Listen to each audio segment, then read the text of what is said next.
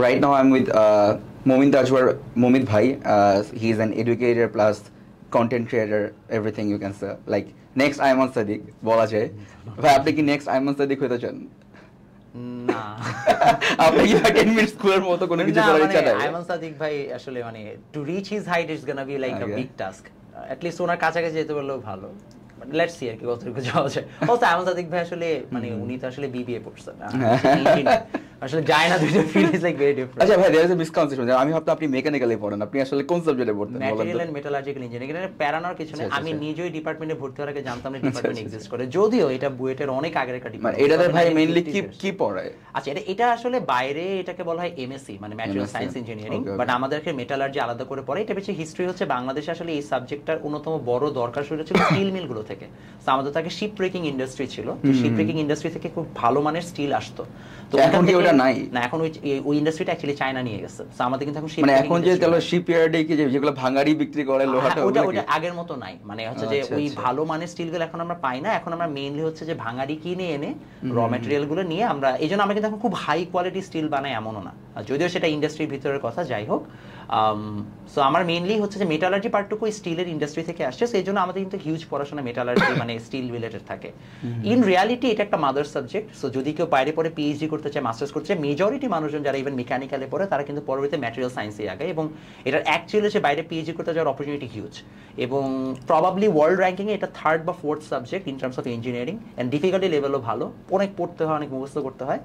So সাবজেক্টটার demand আছে। সমস্যা যে বাংলাদেশে ডিমান্ড কম, বিকজ বাংলাদেশে আসলে স্টিল মিল ছাড়া আমাদের সেরকম কোনো জব নাই। আর সেকেন্ড হচ্ছে অনেক রিসার্চ ইনসেন্টিভ একটা সাবজেক্ট, এখন বাংলাদেশে রিসার্চ হয় না, সো আমাদেরকে আসলে বাইরে যেতে হয়। মানে এটা আসলে দিন শেষে এই সাবজেক্টের ভবিষ্যৎ।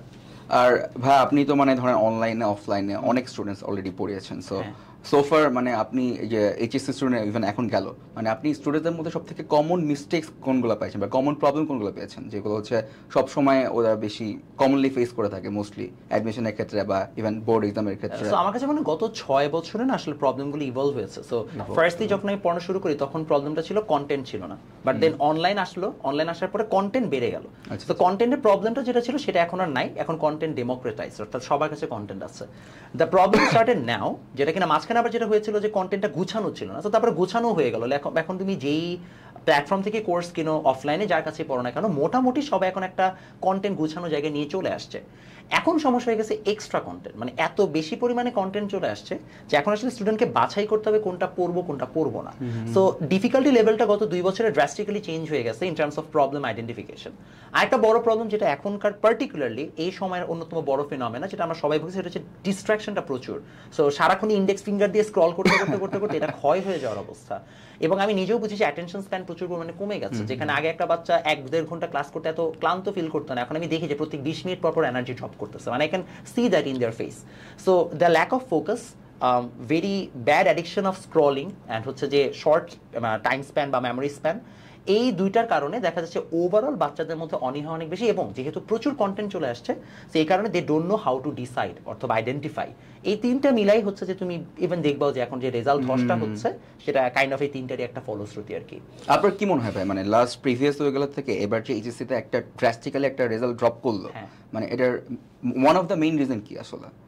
আচ্ছা, এখানে একটা বড় ইস্যু হচ্ছে, এটাকে না ড্রাস্টিক ড্রপ আমি বলি না। এটার কারণ হচ্ছে, টু বি অনেস্ট, আমাকে যদি জিজ্ঞেস করেন অ্যাজ এডুকেটর, এবং আমি যদি একদম অনেস্ট ব্রুটাল সত্য কথাটা বলি, আমার কাছে মনে হয় না বাংলাদেশে 70,000 স্টুডেন্ট আছে যারা A+ পাইতে পারে, if I am very honest. That's not true. আমি নিজে 18 ব্যাচের, আমার সময় A+ পেয়েছিল মাত্র 28,000, and I think that is actually the real scenery of how Bangladesh is. মানে বাংলাদেশের ওভারঅল প্রত্যেকটা সাবজেক্টে নিজের থেকে পরীক্ষা দেয় without the help of cheating অথবা হল ফ্যাসিলিটিস, নিজে থেকে পরীক্ষা দিয়ে A+ পাওয়ার মতো স্টুডেন্ট আমার মনে হয় না 20 থেকে 30,000-এর বেশি আছে। এটা থেকে বেশি আমরা যা দেখি এগুলো সারপ্লাস, এগুলো আসলে হচ্ছে যে হল ফ্যাসিলিটি সহ অনেক ধরনের, আমরা জানি এগুলো ওপেন সিক্রেট, এগুলোর মাধ্যমে আসলে পাওয়া। আচ্ছা, এটা কি মনে হয় যে মানে প্রিভিয়াস গভর্নমেন্ট যেটা ছিল, লাইক আওয়ামী লীগ গভর্নমেন্ট, ওরা কি চাইতো যে পার্সেন্টেজ সবসময় বেশি দেখাবো, A+ এর পার্সেন্টেজ বা এডুকেশনের পার্সেন্টেজ? এটা খুবই স্বাভাবিক একটা জিনিস। মানে when you are মানে when you are corrupted and when you are suppressing your own people, the only way that you can give some sort of হচ্ছে যে হ্যাপিনেস টু देम ইজ তুমি দুইটা জায়গায় ওদেরকে হচ্ছে যে ইলুশন দিবা। এক, যে অনেক এডুকেশনের উন্নয়ন হচ্ছে, এটা একটা টোকেনিস্টিক ডেভেলপমেন্ট বলি এটাকে আমরা।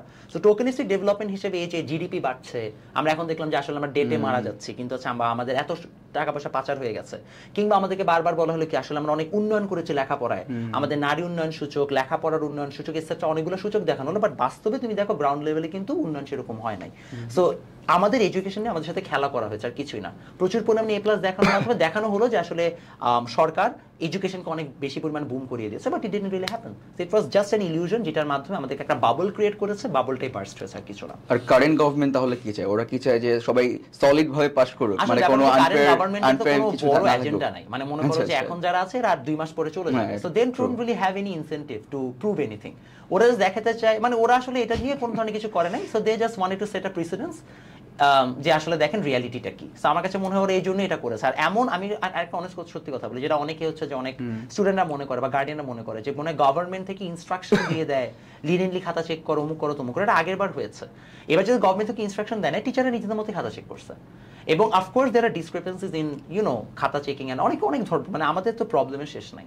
But even without all those errors, যত যাই বলো না কেন, ওভারঅল কিছুটা হলে এখন আমরা একটু রিয়ালিটি দেখতে পেয়েছি এই বছর, যে আসলে হচ্ছে যে বাংলাদেশের ওভারঅল অবস্থা কি। স্টিল আমি বলবো এ প্লাসটা অনেক বেশি এক্সট্রা। এটা কারণ হচ্ছে এতদিন পর্যন্ত শর্ট সিলেবাস এক্সাম হয়েছে, টাইম বেশি পেয়েছে।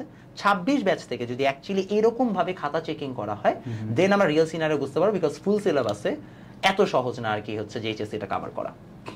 মানে টু বি অনেস্ট ভাই, আমি তো আমার নিজের একটা ভাগ নিয়ে, হ্যাঁ, তো আমার খালাতো বোনের ছেলে, ওর স্টোরি বলি, ও গ্রিন কার্ড পেয়ে গেছে আইসিএসবি থেকে, তো which was very good, but still ও হচ্ছে এসসি তে গোল্ডেন এ প্লাস পাইছে।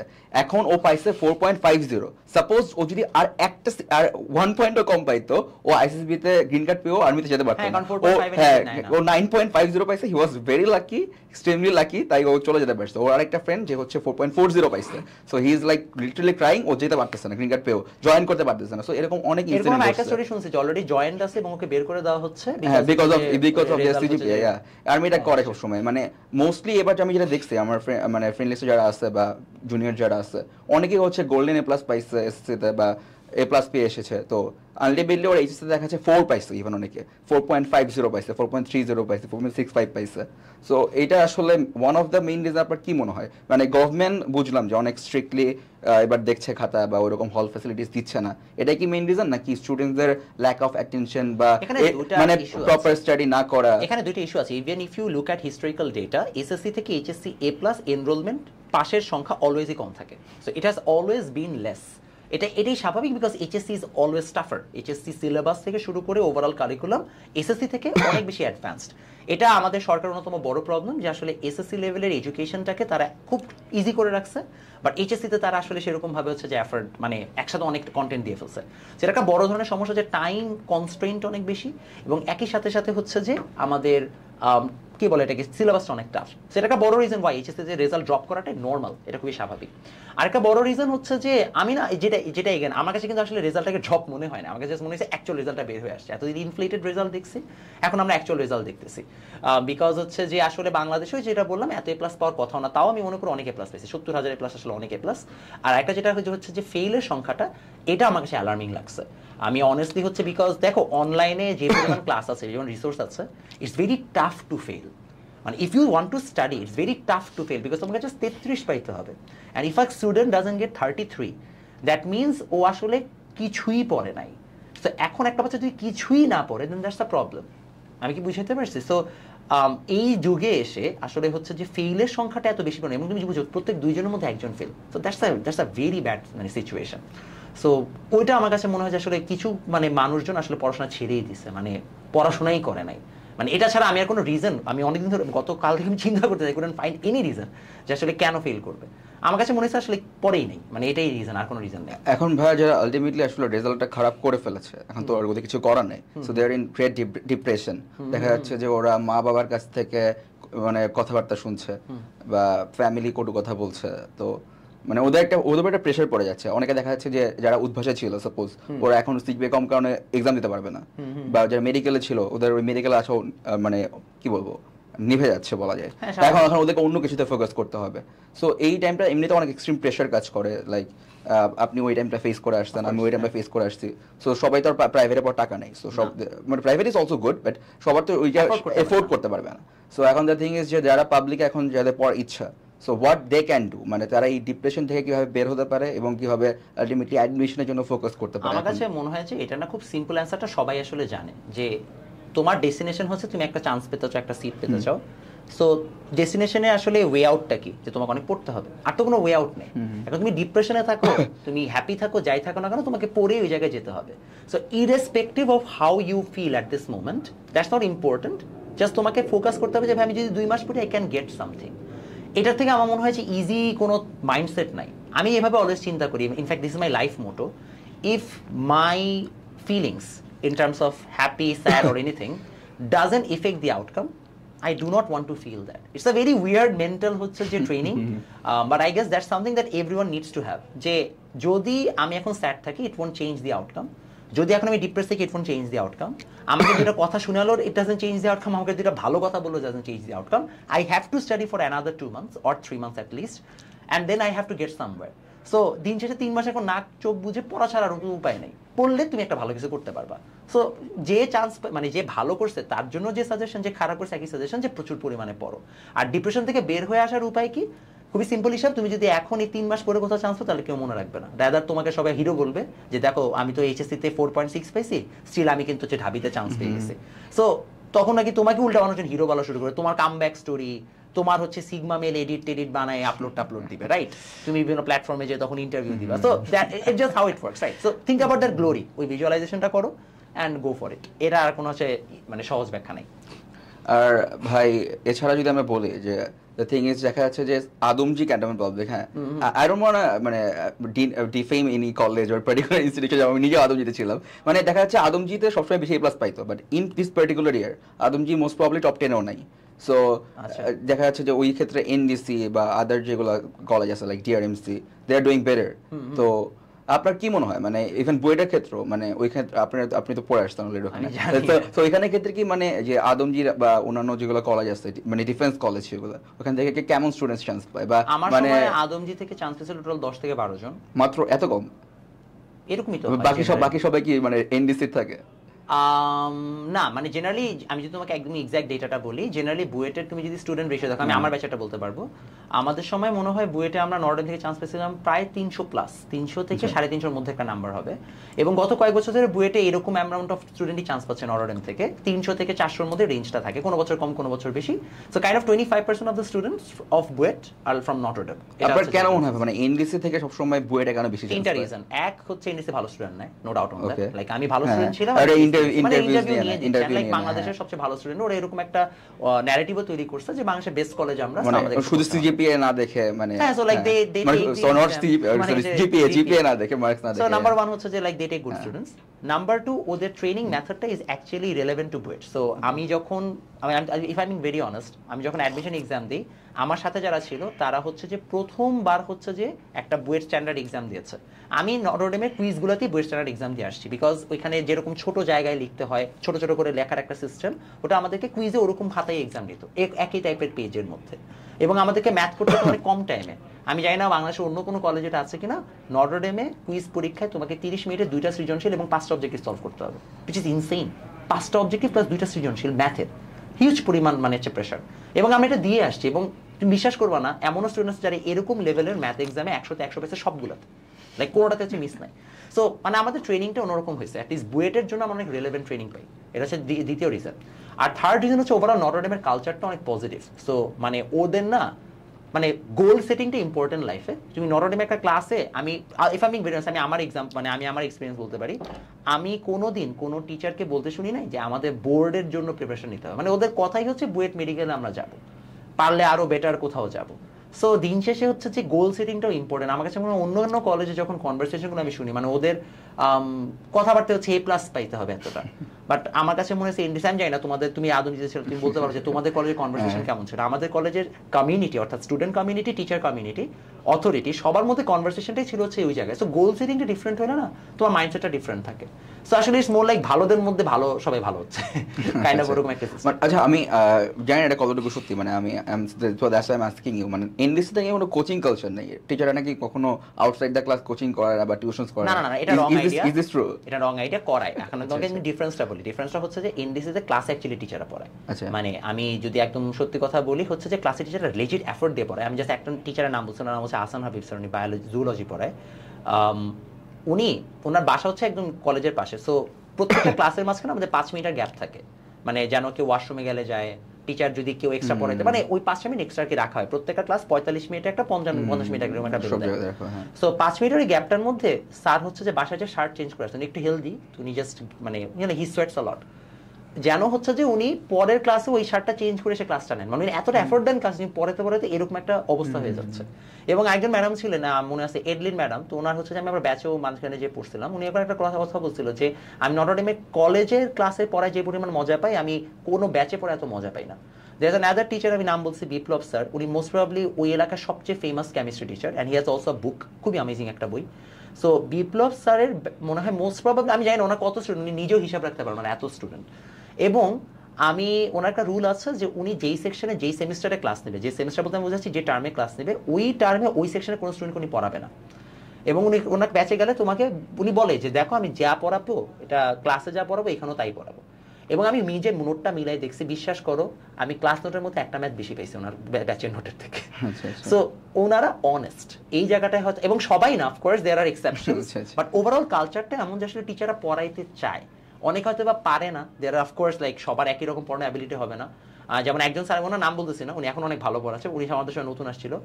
উনি না, আমি বুঝতাম যে একটা জিনিস পড়ানোর জন্য উনি আগের দিন রাতে মিনিমাম 2-3 ঘন্টা ওইটা নিয়ে স্টাডি করছে। আমি মানে এই পরিমাণ এফোর্টটা ওনারা দেয়, এবং দ্যাটস প্রবাবলি লাইক মানে আমি ওনাদের এখন রেসপেক্ট করি, বা এখন আমি তোমাদের নাম বলতেছি দেখো, এবং আই এম রিয়েলি হ্যাপি যে আসলে I could be their student and what not. So এইটা আই গেস হচ্ছে যে একটা বড় বৈশিষ্ট্য। নটরডেমের টিচাররা এমন না যে তাদের ব্যাচে পড়ায় না বা ব্যাচে সিস্টেমে, আমি কখনো কোনো টিচারকে ওপেনলি, যেটা অন্য কলেজে হয়, এসে ব্যাচের দাওয়াত দিতে দেখি। ইনফ্যাক্ট আমি তোমাকে একটা কলেজের নাম বলছি না, সে ওই কলেজের টিচার ডিরেক্টলি এসে বলছে আজকে বোর্ডে ম্যাথটা লিখে দিলাম, বোর্ডের উত্তরটা জানতে হলে আরেক জায়গায় আসতে হবে। এটা একটা টিচার কিভাবে ক্লাসে ওপেনলি সবার সামনে বলে আমি এটা বুঝতে পারি না, আমি তার থেকে অনেক বয়সে ছোট, কিন্তু আমার কিছু হলে ইগো এবং আত্মসম্মান বোধ আছে, যেটা হয়তো বা যদি তার থাকতো তাহলে তার স্টুডেন্টরা একটু হলেও বেটার বেনিফিট পাইতো। এটা নাই দেখেই হচ্ছে যে এই অবস্থা। আচ্ছা, আপনি তো স্টুডেন্টসও ছিলেন আর এখন আপনি টিচার, সো অনেক স্টুডেন্ট অনলাইন অফলাইনে পড়িয়ে ফেলেছেন। তো আপনার চোখে মানে যদি টপ 5 কলেজ বলা হয় বাংলাদেশের, তো টপ 5 কলেজ কোনটা হবে যদি আমি সিকোয়েন্সিয়ালি ক্রোনোলজিক্যালি বলি? 1 2 3 4 5 আমার কাছে আমার নিজের কলেজের এক্সপেরিয়েন্স আছে। So Notre Dame of course goes one, like there is no doubt on that. Number 1 Notre Dame. Number 1 আমার কাছে সেকেন্ডলি মনে হয় রেসিডেন্সিয়াল উইল বি রেসিডেন্সিয়ালের ওভারঅল মানে output is very good, culture ভালো। Recently Dhaka college is doing good. Dhaka college মাঝখানে dip করছিল, বাট এখন ঢাকা কলেজের overall performance is becoming better, so that's a very good thing. Dhaka college is doing good.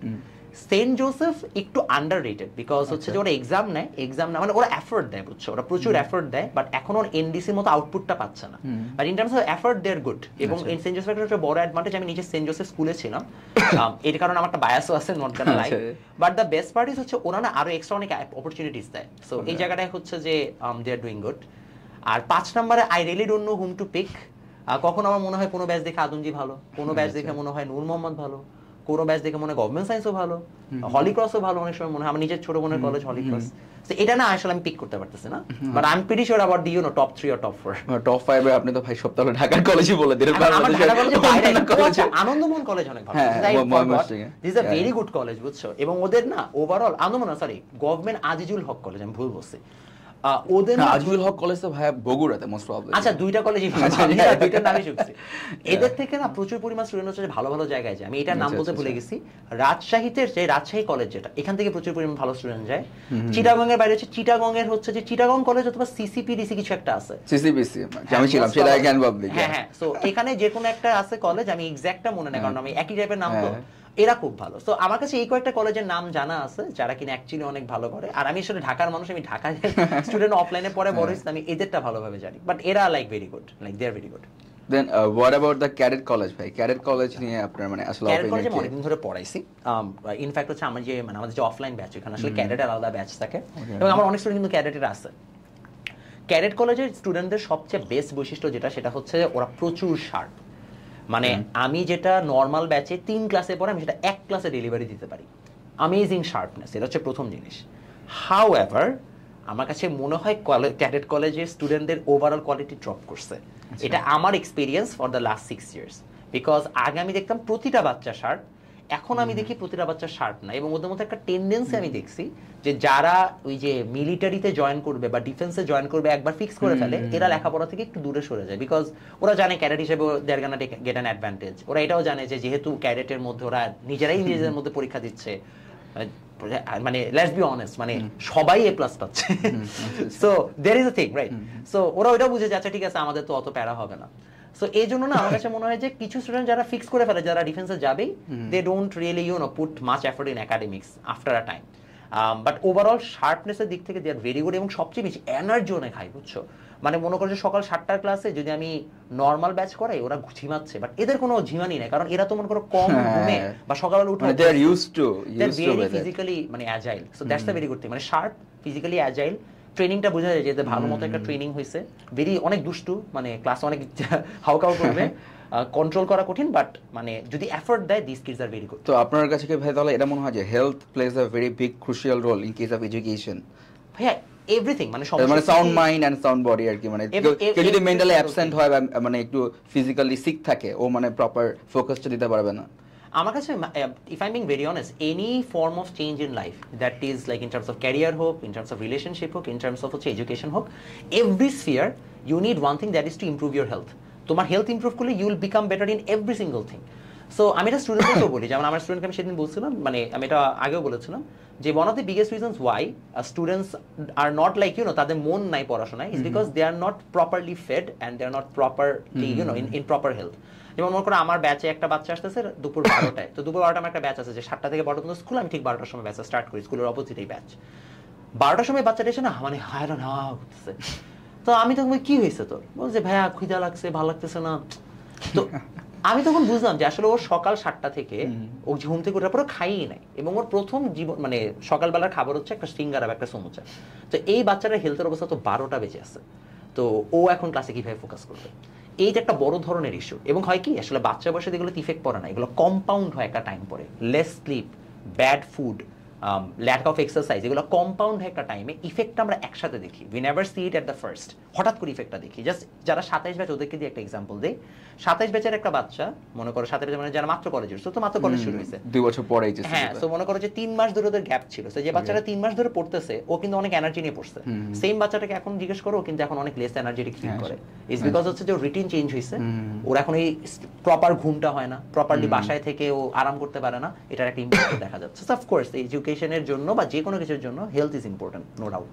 But there are some motivational speakers বা educator like you, মানে আনাস ভাই suppose আমি ওর কথা বললাম, নাম বলে দিলাম, হ্যাঁ, মানে উনি বলবে যে রাত জেগে পড়ো, না খেয়ে পড়ো, ধরো কষ্ট করে পড়ো, পড়তে হবে 3 মাস, মানে ঘুম টুম দরকার নাই, লাইক ধরো 2 ঘন্টা ঘুমাতে হবে না, বাট পড়াশোনা করতে হবে। মানে আপনি কি এই সব ফিলোসফিতে বিশ্বাস করেন নাকি? আপনার কাছে ধরেন like 8 hours sleep very necessary, মানে সাউন্ড মাইন্ড, সাউন্ড হেলথ থাকা নেসেসারি, তারপর তুমি পড়াশোনা করো, নাকি এরকম মানে কোনো কিছু বাদ দিয়ে সারাদিন পড়াশোনা করতে থাকো, পারলে বই খেয়ে পারলো, বই খেলে পারলো? প্রথম কন্টেন্ট হচ্ছে আনাস কেন এটা বলে, এটা বুঝাই বলি। আমি বিফোর আই জয়েন্ড হালকেনস্টাইন, আমি হালকেনস্টাইনে প্রায় 1 বছরের মতো ছিলাম ওদের কোম্পানিতে। তো আচ্ছা দেন ভাই, হোয়াই ডিড ইউ লিভ হালকেনস্টাইন?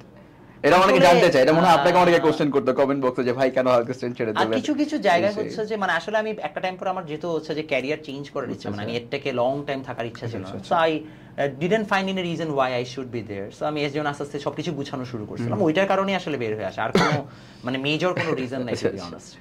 আর হচ্ছে যে কারণ আমি হালকেনস্টাইনে হ্যাপি ছিলাম, মানে ওদের অফিস এনভায়রনমেন্টও বেশ positive, it's a fun environment two be honest, বুঝছো? আচ্ছা আমি আনাসের রিজনটাকে বলে নিই যে আনাস কেন এটা বলে। বিফোর জয়নিং হালকেনস্টাইন ভাবতাম Anas plays a character online, যেটা থাকে না যে আসলে we play a character, but actually আমরা এরকম না, বাট ইন রিয়ালিটিও এরকম। And this is something that I never thought of, because আমি আসলে ওরকম মানে মানুষই না, আর এরকম একটা মানুষ হইতে পারে আমি এটাও বুঝি নাই। সো ওনা আসলে এরকম অবসেসড, ও এরকম মনে করো যে টানা পাগলের মতো কাজ করবে, দেন হঠাৎ করে সারাক্ষণ ঘুমায় থাকবে, মানে ও আসলে ওই মোডেই কাজ করে, মানে ও যখন ডোপামিন হিট করে ও একদম পাগলের মতো কাজ করতেছে, আবার হঠাৎ করে বসে থাকছে। So he has that obsession and craziness in him, and that's what makes him so different. So ও না যখন পড়াশোনা করছে এইভাবেই পড়ছো, যে বলে না যে টানা 18 ঘন্টা পর 20 ঘন্টা পর, এমন না যে তোমাকে মোটিভেশনের জন্য বলছে, that is how he studied, এবং ও এরকম ভাবেই চলে আসছে। এখন প্রবলেমটা হচ্ছে এটা এমন না যে ওর সাথে যখন আমি কাজ করতাম তখন আমি হচ্ছে যে জিনিসটা বলতে পারতাম না বা বলি নাই, যেমন হালকেনস্টাইনের চ্যানেল এরকম হয়েছে, আনাস এক ভিডিও দিছে, পরের দিন আমি আবার ডিফারেন্ট ভিডিও দিচ্ছি, দুইটা কন্ট্রাডিক্টরি, স্টুডেন্টও কমেন্ট করছে ভাই আপনারা দুইজন দুই কথা বলেন। আমি ওর সাথে অ্যালাইন করি না, বা আমি ওর কথাটার সাথে আমি বিশ্বস্ত না দুইটা কারণে। এক হচ্ছে আমার কাছে মনে হয় আনাসের মতো মানুষ এই পৃথিবীতে অনেক রেয়ার, যারা কিনা এত বেশি হচ্ছে যে they have that craziness in them. সো আমার কাছে মনে হয় এটা একটা মেথড যেটা কিনা মোস্ট প্রবলি খুবই কম মানুষের জন্য কাজ করে। সেকেন্ডলি আমার কাছে মনে হয় যে যেহেতু এই মেথডটা কম মানুষের জন্য কাজ করে, এর জন্য আমি একটা মোর রিলায়েবল বা সাস্টেনেবল মডেলে বিশ্বাসী। সো আমার মেথডটা আমার কাছে মনে হচ্ছে more reliable because it depends upon consistency, এবং আমি দেখেছি যে এই মেথডটা কাজ করে মেজরিটি মানুষজনের সাকসেস পাওয়ার অপরচুনিটিটা বেশি। সো এই জন্য আমি আসলে বিশ্বাস করি যে একটা ব্যালেন্স লাইফ দরকার, যে তুমি টাইম মতো ঘুমাবা, টাইম মতো উঠবা, যেটা গুড বয় আর কি, ভালো মতো পড়বা, পড়ে তোমার কাজটা শেষ করে ফেলবা, রেগুলার বেসিসে পড়বে, একটা টাইম পরে যে তোমার খুব একটা কষ্ট হবে না। সো আমার কাছে মনে হচ্ছে এইটা একটা মোর রিলায়েবল সোর্স, একটা রিলায়েবল সিস্টেম, বাট এইটা আসলে খুব একটা মার্কেট পাবে না। এটা রিজনটা হচ্ছে কি এটা লং টার্ম গেম।